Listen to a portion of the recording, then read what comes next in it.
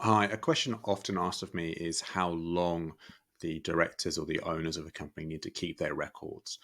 So here, let's go through a couple of examples.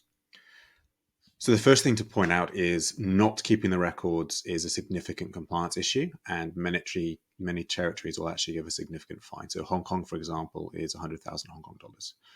Each country is different. So if you have a multinational group, it's very important to understand how long in each territory those records should be kept. And there might be differences in what actually is needed to be kept. So, the range can obviously be from the actual, paper-based invoices to the books of account themselves. To take three examples, in Hong Kong, all records need to be retained for 7 years from the transaction date. So the date that entered your books and records, it's 7 years on from there.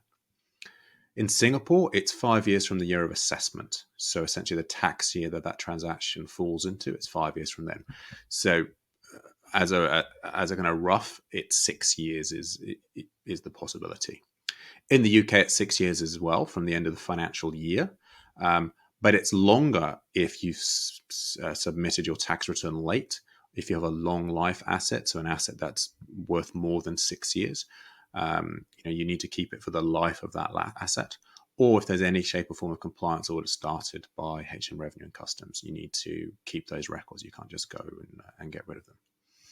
There's some special circumstances that are worth noting, and I find a lot of people forget these. When you close the company, no matter how, so liquidation, wind up, etc., you need to retain these records. And that might be the responsibility of the liquidator or the directors, but you need to make sure that's taken care of. Often, loss of records requires disclosure. So in the UK, if you lose your accounting records, you need to tell the tax authorities on your tax return.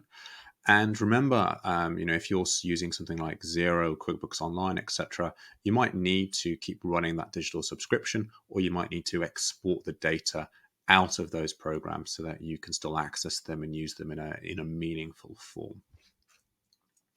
That's it. It's quite a small point, but it's quite important. And as I say, people tend to forget it when they are winding up companies or closing them. Any questions, please let me know. Thank you.